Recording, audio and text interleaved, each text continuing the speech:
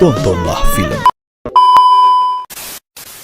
Hey guys, pernah nggak sih kalian merasa hidup kalian berubah banget sejak masuk masa remaja?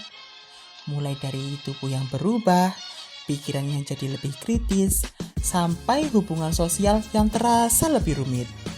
Tenang, kamu nggak sendirian. Semua perubahan ini adalah bagian dari fase perkembangan yang wajar banget. Betul banget, masa remaja adalah waktu yang penting buat kamu mengenal diri sendiri dan menjelajahi dunia sekitar. Nah, di video ini kita bakal bahas perkembangan remaja dari sudut pandang psikologi, lengkap dengan teori-teori keren yang bisa bantu kamu memahami diri sendiri dan lingkungan. Yuk, langsung aja kita mulai. Pembahasan pertama yaitu gambaran umum remaja dalam psikologi perkembangan. Secara psikologi, masa remaja biasanya dimulai dari usia 12 sampai awal 20-an. Fase ini adalah masa transisi dari anak-anak menuju dewasa. Remaja mengalami 3 jenis perubahan besar, yaitu perubahan fisik, perubahan cara berpikir, dan perubahan hubungan sosial. Semuanya terasa menantang, tapi juga menyenangkan. Bener banget, ini adalah masa di mana kamu mulai bertanya, siapa sih aku sebenarnya? Atau apa yang ingin aku capai di masa depan? Masa remaja adalah waktu yang penuh eksplorasi. Kamu sedang membangun jati diri, jadi nikmati prosesnya. Pembahasan yang kedua yaitu 3 tahapan perkembangan remaja. Perkembangan remaja dibagi menjadi 3 tahap. Yang pertama adalah remaja awal, saat tubuh kamu mulai berubah drastis karena pubertas. Misalnya, kamu mulai tumbuh tinggi, muncul jerawat, atau suara jadi berubah. Ini adalah tahap yang sering bikin kamu ngerasa nggak nyaman sama tubuh kamu sendiri. Setelah itu ada remaja tengah, di mana kamu mulai bereksperimen dengan identitas diri. Kamu mungkin mencoba berbagai gaya berpakaian, berteman dengan orang baru, atau bahkan menemukan passion di bidang tertentu. Yang terakhir ada remaja akhir, di mana kamu mulai fokus pada masa depan. Kamu mulai memikirkan pilihan hidup seperti jurusan kuliah, karir, atau hubungan yang lebih serius. Ini adalah masa transisi menuju kedewasaan. Pembahasan yang ketiga, teori psikologi Erik Erikson. Menurut Erik Erikson, masa remaja adalah tahap identitas versus kebingungan peran.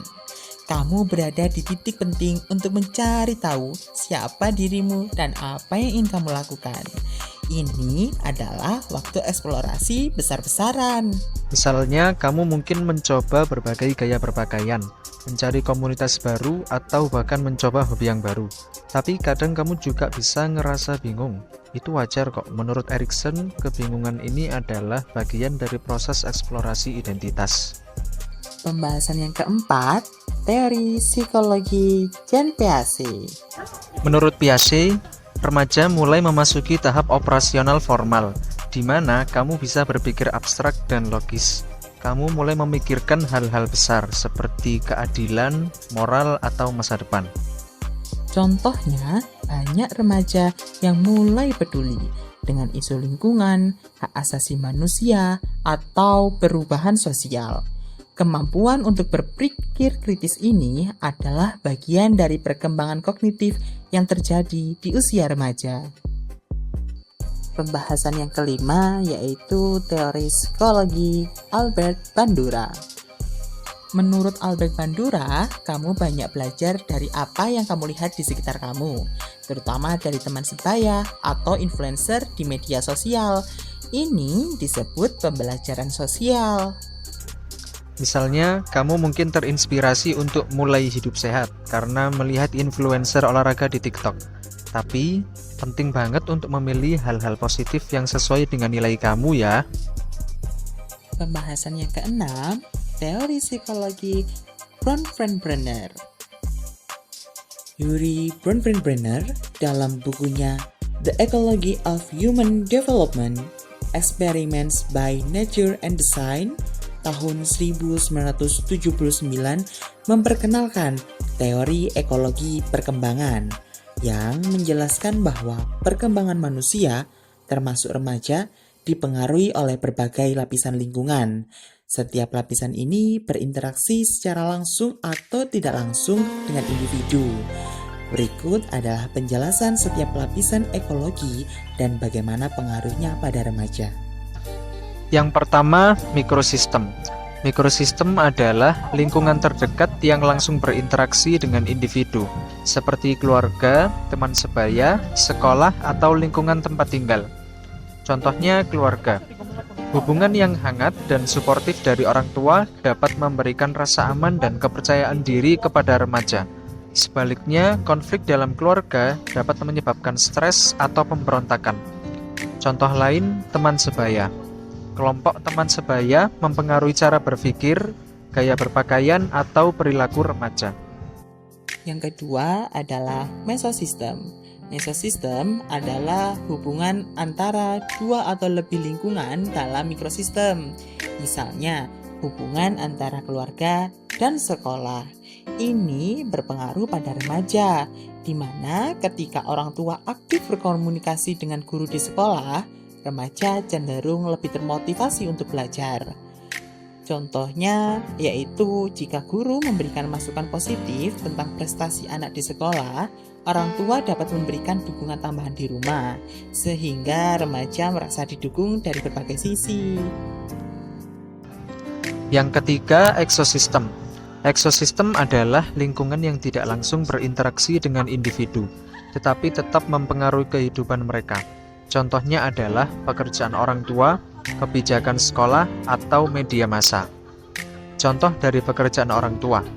Jika orang tua memiliki pekerjaan yang menuntut waktu panjang, remaja mungkin merasa kurang diperhatikan. Contoh dari media massa. Media sosial menjadi bagian penting dalam kehidupan remaja saat ini, membentuk cara mereka berpikir, berperilaku, dan berinteraksi. Yang keempat, makrosistem. Makrosistem mencakup nilai budaya, norma, kepercayaan, dan hukum yang berlaku dalam masyarakat. Ini juga berpengaruh pada remaja. Budaya yang memainkan peran besar dalam membentuk cara pandang remaja terhadap dunia. Contohnya dalam kehidupan sehari-hari yaitu dalam masyarakat yang menekankan pentingnya pendidikan, remaja mungkin lebih fokus pada prestasi akademik. Sebaliknya, di mana masyarakat yang lebih santai, remaja mungkin lebih banyak mengeksplorasi minat non-akademik. Yang kelima, kronosistem. Kronosistem adalah dimensi waktu yang mencakup perubahan hidup individu atau lingkungan mereka sepanjang waktu. Peristiwa besar dalam hidup seperti pandemi COVID-19 mempengaruhi cara remaja belajar, bersosialisasi, dan mengatur rutinitas mereka. Selama pandemi, banyak remaja harus beradaptasi dengan pembelajaran daring yang mempengaruhi kemampuan mereka bersosialisasi. Dari semua teori yang kita bahas, intinya adalah remaja itu masa yang penting untuk tumbuh dan belajar. Perubahan yang kamu alami adalah bagian dari perjalanan menuju kedewasaan. Jadi, nikmati setiap momen ya.